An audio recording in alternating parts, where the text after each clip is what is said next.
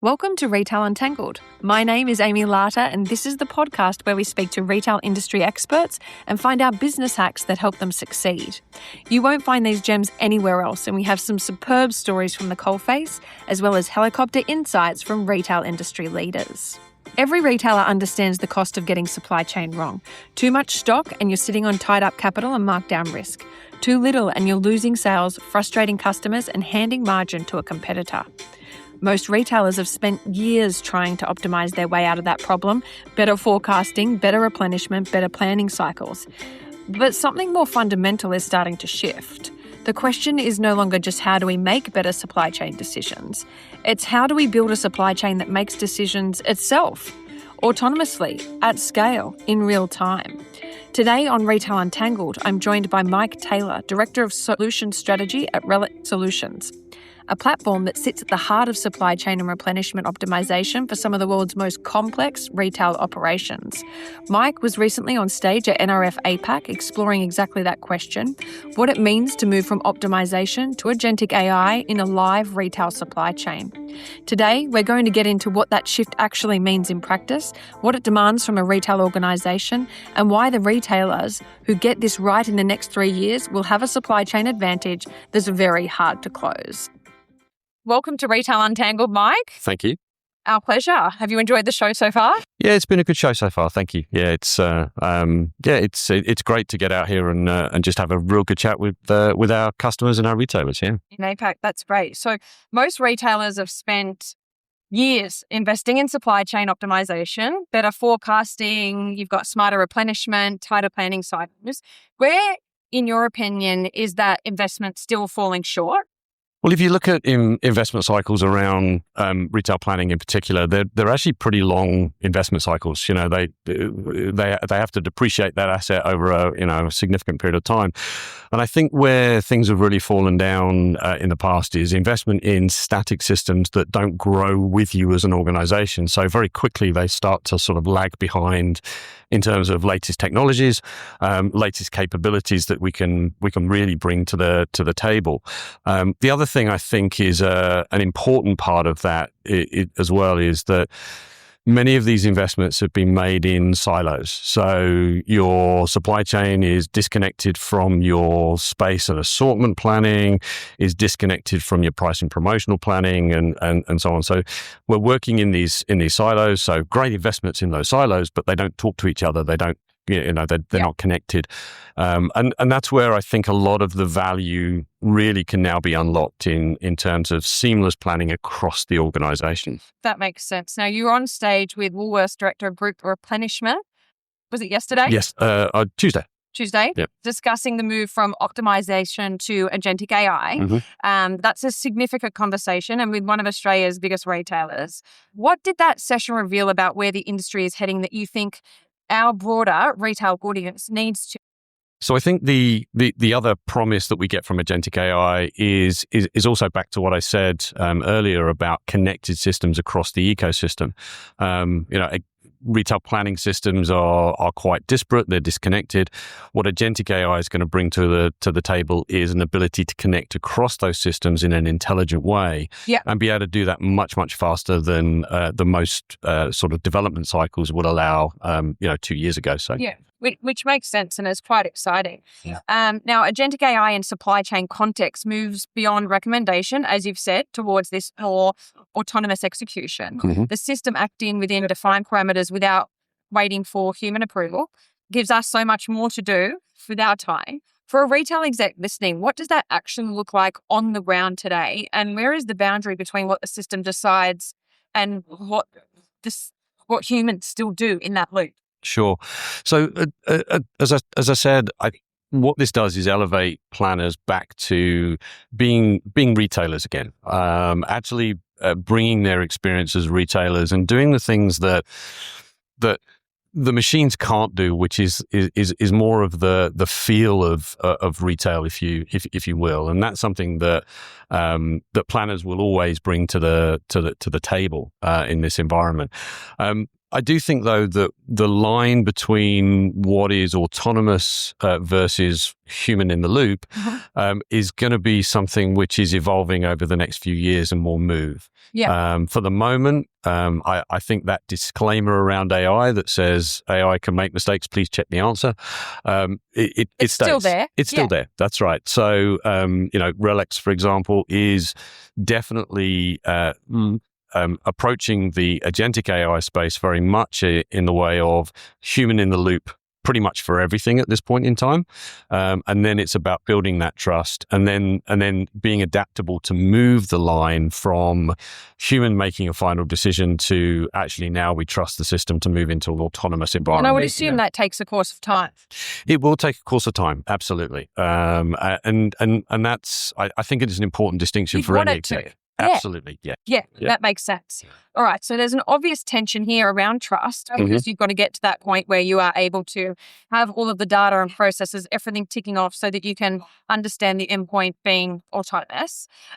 Retailers have spent decades building processes where humans make that final call on replenishment, ranging, inventory positioning, whichever you're talking about. What does it take to get a retail organization and its leadership to genuinely trust an autonomous system with those decisions? Because, we do want it to get to that point. Absolutely. So I think it's trust and transparency, right? Or time and transparency, should I say. So it's, again, over the last 20 years, we've built very sophisticated systems that use machine learning, complicated and sophisticated or optimization techniques. But we've taken a view, and our philosophy is that we provide transparency in the answers that the machine is providing and the things that it's doing. So by providing that transparency, how did you get to the answer? What is lying under the covers of this? Take away the black box, make sure it's available and visible. That builds trust over time. So, and we found that with planners moving onto systems, they'll take their time in the first instance to look at the answers, find out what's under the covers before they start to trust. Then they start to trust, and then they stop looking because they know what they're getting and they can rely on it. Absolutely. And I think same is now true of agentic AI in this autonomous world. That says for now, it's very much about transparency. How did you get to the answer? What steps did you take to go through the thinking process? Make sure that I can examine that process and understand what's happening. And then over time, I learned to trust the system because it's producing me consistent answers. So you've really just got to be prepared to earn the gains that it can provide. Correct. And put in the hard work, knowing that the reward will be efficiency, and having that autonomous decision making down the track. Absolutely, and it's incumbent on us as a software provider to give you the tools as a retailer to be able to examine what is going on under the covers. If we just hide it underneath the bonnet, then and nobody gets to see what's going on, then it's going to be a long journey to build into trust. It does help in actually activating data in these times of processes and systems. Correct. Yeah. That makes sense.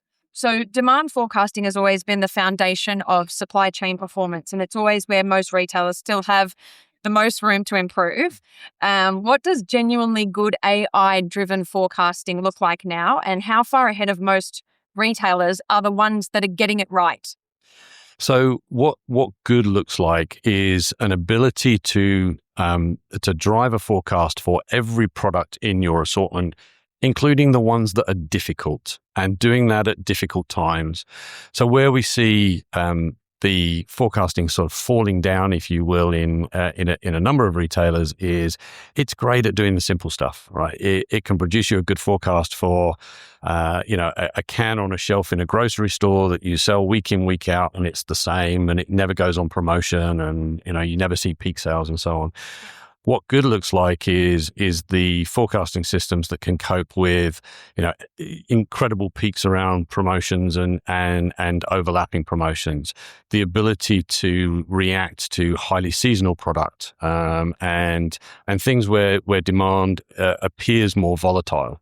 An ability to understand the forecast around fresh produce, for example, that again is very much weather driven and seasonally driven. It's those kinds of things where the forecast becomes, something which is it is for retailers that are doing that. They're the ones that are really gaining the advantage. The wins. Absolutely. I would think that it would have a massive impact on the consumer-facing side of things as well. Correct. That's right. I mean, having said that, of course, we are reaching a point where forecasting technology is reaching a point where the gains are going to be much, much smaller in the future. So the question is, once your forecast is pretty much as good as you're ever going to get it, what do you do next? And from there, it's about how you utilize that forecast and how you deal with the uncertainty in the forecast. So after that, it becomes actually a little bit more about how rapidly you can respond to changes in your forecast. And it's also about how you deal with the uncertainty in your forecast with your replenishment process. Now, the complexity of running a supply chain across multiple markets, formats, and channels in APAC is quite significant. What works for an Australian supermarket probably doesn't necessarily translate to a Southeast Asian general merchandise retailer, as an example. How does autonomous supply chain system handle the kind of variability without sort of breaking down? Well, for this, it's all about flexibility of the solution. So if you're designing your solution and you're building it around fixed rules and fixed circumstances where you're basically building for one market or you're building for one set of circumstances, that's not going to work across all those regions. So the really important part of this is to allow for flexibility in your solution set.